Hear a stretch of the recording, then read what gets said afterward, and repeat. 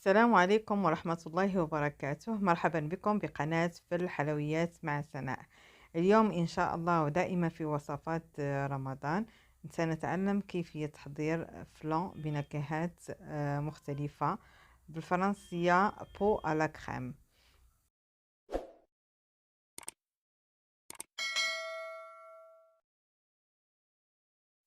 باش نحضروا الفلان ديالنا غادي نحتاجو نصف لتر حليب، عندنا 5 ديال صفار البيض و125 غرام ديال السكر. نقدروا نقصوا السكر الا بغينا، وإلا بغينا نضاعفوا المقادير لأنه هاد السيترو غيعطينا تقريبا 6 ديال هاد لاغرام كان هاد الزلافات اللي تيدخلوا للفران. بالنسبة اللي باغي يدير كتر غادي يضوب المقادير.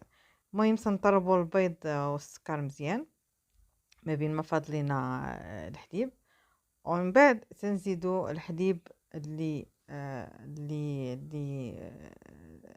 غليناه.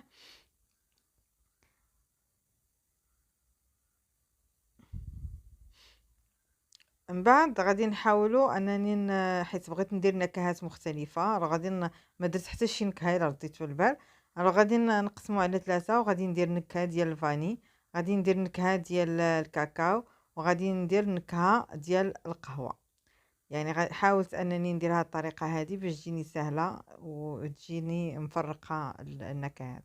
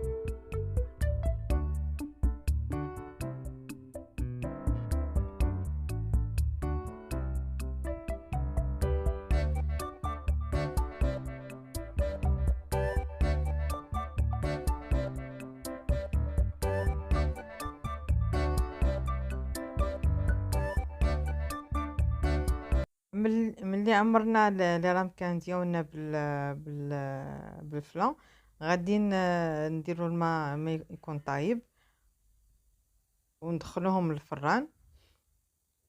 ومن بعد المهم تنقلبوهم بالموس كما تنديرو مع الكيكه، يعني تتبان لينا مي الموس يخرج نقي يعني راه طابت.